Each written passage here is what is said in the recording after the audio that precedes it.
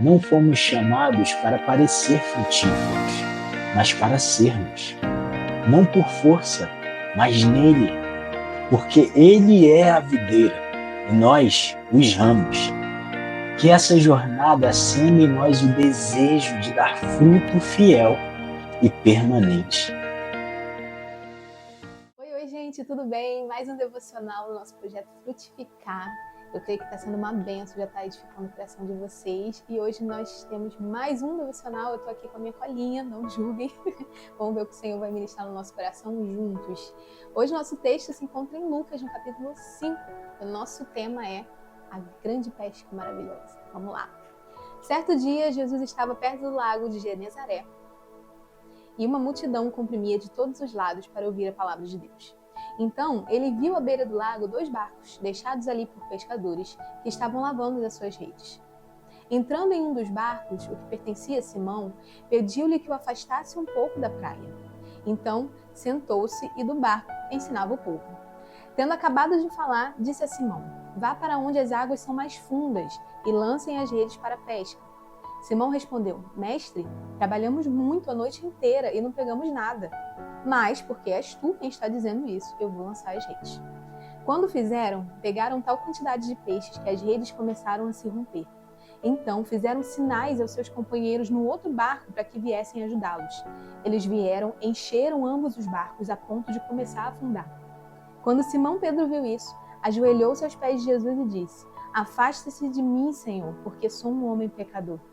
Pois ele e todos os seus companheiros estavam perplexos com a pesca que havia sido feita, como também Tiago e João, os filhos de Zebedeu, que eram sócios de Simão. Jesus disse a Simão: "Não tenha medo, de agora em diante você será pescador de homens." Eles então arrastaram seus barcos para a praia, deixaram tudo e o seguiram. Eu tenho aqui 5 tópicos para a gente conversar sobre o tema de hoje. E o primeiro é: confie nas palavras de Jesus. Considere o que Jesus está dizendo. Sabe, é muito bom quando a gente vive as grandes manifestações do Espírito no coletivo, na igreja, quando estamos no momento de oração com alguém, a gente recebe uma palavra de profecia, uma palavra de conhecimento, mas você também tem à sua disposição toda uma Bíblia com centenas e dezenas de milhares de promessas que você pode se apropriar. E você precisa meditar nessas promessas. Mais do que isso, você precisa acreditar nessas promessas, tomar posse delas. Sabe? De repente, você está travado em algo na sua vida hoje, você pensa que quer fazer algo novo, diferente, mas aí você fica: "Ai, será que vai dar certo? Será que eu deveria? Será que eu realmente sirvo para isso?" E você precisa confiar no que o Senhor está dizendo. Jesus disse: "Coloque a rede onde é mais fundo. Volta lá e lança de novo. Vai no lugar que é mais fundo ainda. Vai para aquele outro lado, lança novamente." Às vezes, a gente se vê como grandes entendedores de nós mesmos, sabe? Grandes especialistas da nossa própria vida. E a gente fica: "Não, Senhor, mas isso aqui não tem nada a ver comigo. Isso aqui é muito além da minha alçada. Isso aqui não tem nada a ver com o que eu sei fazer. Se eu pegar para fazer isso, vai dar ruim. Isso aqui, sabe, eu não consigo aprender isso. Eu não consigo fazer. Isso é muito além do que eu consigo, do que eu posso." E Jesus está dizendo: "Vá, tenta outra vez, joga outra vez, vai onde é mais fundo." Nós precisamos confiar no que o Senhor está dizendo, sabe? Esse comando de ir. Quem tem uma palavra, irmão, tem tudo. Nós precisamos caminhar para essa promessa. Você pode não ter a circunstância, você pode não ter a possibilidade, você pode não ter o recurso, mas você tem a palavra, então caminhe pela palavra. A segunda coisa que eu quero comentar com você é sobre a expectativa do milagre. Para ser surpreendido. E quando a gente fala de expectativa, a gente não tem como ser muito surpreendido, né? Porque a gente já está esperando um grande milagre. Mas esse é o poder que o Senhor tem, que faz infinitamente mais daquilo que pensamos, ou queremos, ou sonhamos, sabe? As lágrimas no travesseiro que só você e o Senhor sabe, as orações íntimas, secretas, mas que o Senhor vê, o Senhor está lá. E Ele é o Deus mais do que do impossível, Ele é um Deus que surpreende. Nossas expectativas precisam estar nisso. Ninguém semeia nada sem pensar numa colheita. Aliás, você semear sem você esperar, você já está semeando alguma coisa, né? Quem semeia incredulidade vai receber alguma coisa também. Não pensa que não. Nós precisamos ter expectativa na nossa colheita. Tem expectativa no Senhor. Às vezes a gente também se coloca numa posição de uma grande modéstia, tipo, eu não consigo nem pedir muita coisa ao Senhor, porque Ele já fez tanto por mim. Mas, irmão, a Bíblia nos dá esse direito, nós somos filhos que temos como nos achegar com humildade ao trono de glória. Sabe, tem coisas que a gente não sabe nem pedir, é por isso que nós temos o Espírito Santo, Ele é quem intercede por nós.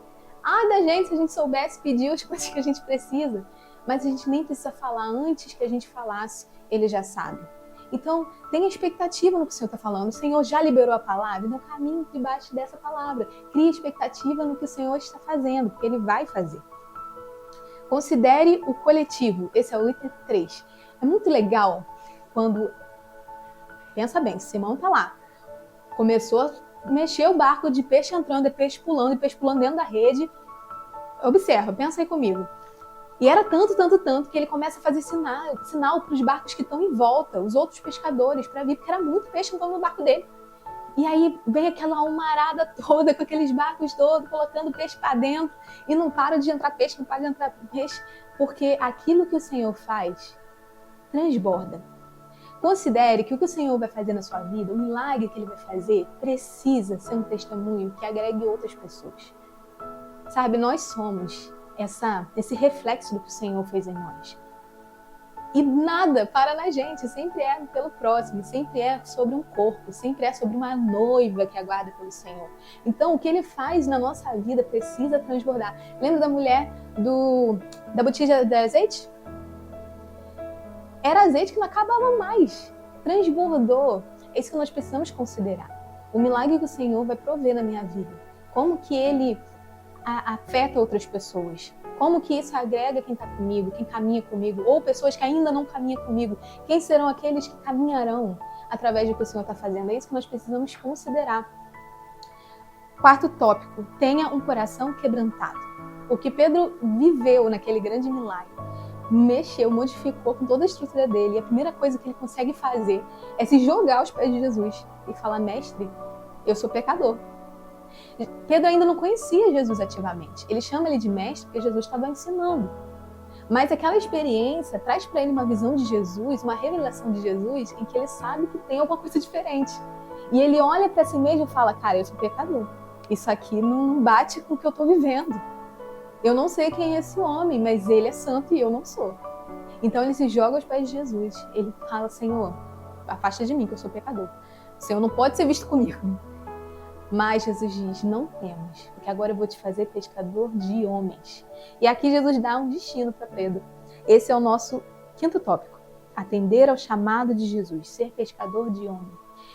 Pedro era um cara que provavelmente já tinha nascido naquela ilha de pescadores, naquela vila, cresceu com o pai, com o avô na mesma carreira, sabe? Não tinha muita perspectiva de uma vida fora daquele mundo. Era um homem matuto, falava alto. A gente vê depois pela vida, pela caminhada dele com Jesus, ele tinha diversas coisas na personalidade dele que tornava ele ser esse homem mais agressivo, mais, sabe, de falar alto mesmo, de ser uma pessoa muito fácil de lidar. E aí Jesus chega lá e dá um destino para esse cara, um destino diferente de tudo que ele já viveu. E a Bíblia diz que eles imediatamente, eles ficam tão impressionados, obviamente com o milagre, mas com a pessoa de Jesus, que eles largam tudo imediatamente. Considera um pouco isso, sobre largar tudo e abandonar tudo. Não necessariamente você tem que largar sua família, sua casa, seu emprego, a não ser que o Senhor te chame para o campo missionário, irmão. Eu sugiro que você atenda o chamado do Senhor. Mas às vezes o Senhor nos chama para abandonar os prazeres, abandonar aquilo que foi ganho de forma ilícita, abandonar uma vida fácil que foi construída debaixo de mentira, sabe? O que nós precisamos abandonar para atender o chamado com um coração fiel, honesto, que ama o Senhor? Precisamos pensar. Então, o que esse texto diz para nós é que existe muita frustração, porque vamos pensar nesses pescadores que passaram o dia, da noite toda, a madrugada toda ali, todo mundo precisando levar alimento para casa, todo mundo precisando pagar imposto, todo mundo precisando resolver seus BO e não consegue pegar peixe, um monte de pescador lá na madrugada inteira, de manhã cedinho, todo mundo voltando triste para a praia, a gente tudo vazio, chega um cara ensinando e manda voltar e jogar de novo. Vamos lá, você faria? Não seja especialista de você mesmo. Eu não posso ser uma especialista de mim mesmo. Às vezes a gente acha que já tentou de tudo, às vezes a gente acha que foi até o final. Nossa, mas eu tô tão cansada, eu tô me desgastando aqui, eu já não tenho mais energia mental, eu já não tenho mais força, eu já não tenho mais recurso. E nós ignoramos o chamado de Jesus. Vai, joga de novo, joga novamente. Isso nos coloca nesse lugar de vulnerabilidade também. De nos jogar aos pés de Jesus e dizer, nossa, realmente, eu sou pecador, porque isso aqui eu não consigo fazer, só quem é santo e perfeito é o Senhor mesmo. Ele nos chama para atender esse chamado. Você agora é pescador de homem. O que isso significa? Há um propósito maior. Isso aqui, essa vida de pescar peixe, é uma vida digna, mas o Senhor tem algo muito mais. E aí, vamos falar um pouquinho sobre a história de Pedro. Eu sou suspeita para falar, porque eu adoro histórias de Pedro. Recentemente teve até o musical sobre Pedro. Mas vamos falar um pouco sobre Pedro? Esse cara que não tinha um destino, então recebe um destino naquela praia. E aí, começa a caminhada de um ministério com Jesus e vive altos e baixos ali, ao mesmo tempo que falava muita besteira também, tinha temperamento sanguíneo, né? Você sabe, às vezes a gente fala umas coisas que não diria. Também é louvável em muitas coisas. Ele fez uma das declarações mais lindas que Jesus já ouviu. Jesus via as pessoas se afastando porque a mensagem dele começava a ser sobre arrependimento, começava a ser sobre uma mensagem mais dura, e as pessoas começavam a se afastar, a deixar as ministrações. Então Pedro, ele pergunta, e vocês? Vocês querem ir também? O negócio vai ficar mais difícil. Pedro é aquele que diz, Senhor, para onde? Só o Senhor tem a vida eterna. Só o Senhor tem as palavras de vida eterna. Para onde que a gente iria? E o Senhor fica impactado com aquelas palavras, comovido. Sim, essa revelação foi o Senhor que te deu. Então esse mesmo Pedro, que caminhou com Jesus e passou tantas coisas e vivenciou tantos milagres, ele também é o Pedro que negou Jesus. E quando o negócio esquentou, quando ele se afastou ali do foguinho dos amigos e foi lá esquentar a mão no fogo estranho, ele saiu de onde estavam reunidos os discípulos e foi para um local onde só tinha gente estranha. Enquanto Jesus estava sendo julgado, ele começou a ser pressionado. Ele sai da onde ele deveria estar com seus irmãos, no mesmo propósito, mesma visão, e vai para um lugar onde ele não tem cobertura nenhuma. E ali ele começa a ser cada vez mais pressionado e o homem interior dele, o velho homem, começa a brotar. E a Bíblia diz que ele vai terminar praguejando até que ele nega Jesus 3 vezes. O remorso de Pedro, ele é tão grande, e ele é tão grande quando ele vê Jesus saindo. Ele troca aquele olhar, pensa aquele olhar, gente, aquele olhar de amor, quando você sabe que você fez tudo errado. Ele vê aquele olhar e ele fica com remorso, corroendo tanto ele, que ele volta a ser pescador. Ele simplesmente pensa, eu não sirvo para isso mesmo. Eu vou voltar a fazer o que eu já sabia, eu vou voltar para minha vida de pescador, uma vida simples, mas é o que eu sou mesmo e tudo bem. E não é que Jesus volta naquela praia. Não é que Jesus volta naquela praia depois de uma outra noite sem sucesso de pescar peixe. E é quando Pedro olha para a praia, Jesus está não só com o peixe, mas fritando peixe. Porque é esses os planos que ele tem sobre nós. A gente quer o peixe, mas Jesus já está lá com o peixe fazendo na areia. E você não precisava nem pescar. Você não precisava nem ter passado a madrugada toda se desgastando. Mas tudo começou, porque lá atrás houve uma palavra de vai, lança novamente. Não é para você estar lavando a sua rede já não. Cheguei aqui, você já estava lavando a sua rede? Mas volta lá, que agora vai dar certo. Mas já tentei 10 vezes. Eu já tentei, eu já me desgastei. Eu já gastei tudo que eu tinha. Você caminha sobre uma palavra, irmão? Então vai outra vez. Caminhe nessa palavra de Jesus. Então tente de novo. Leva essas redes aí que você já estava lavando, já estava entregando, desistindo do seu dia. Volta lá, vai para o lado mais fundo. Nossa, mas é mais difícil ainda, é mais longe, é mais cansativo. Joga. Viva a sua palavra de Jesus. Tenha expectativa no milagre que ele vai fazer.